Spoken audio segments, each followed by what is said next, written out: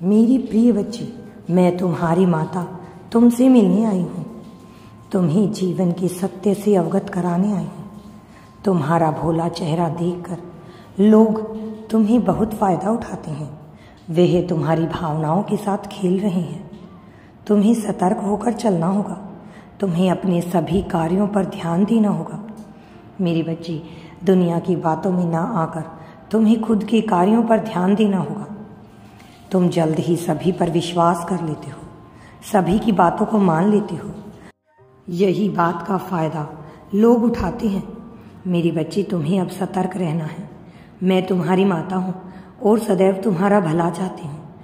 इसीलिए तुम्हें यह कहने आई हूँ कि तुम्हें अब जीवन में आगे यदि बढ़ना है तो अपने आप को बहुत मजबूत बनाना होगा।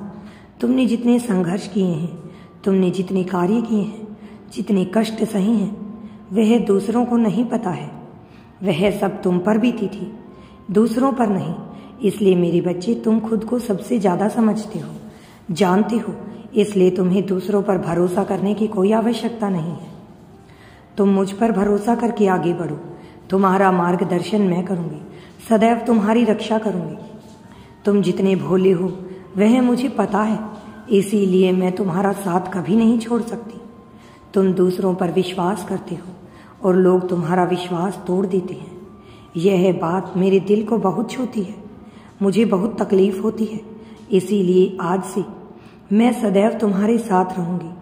तुम अपनी समस्याएं और दुविधाएं मेरे समक्ष लिखो, मैं उनका निवारण अवश्य ही करूँगी।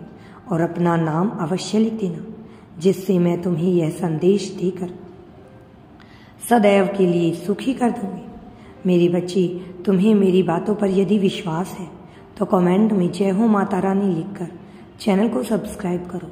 तुम्हारा कल्याण होगा, तुम्हारा जीवन सुखमय होगा।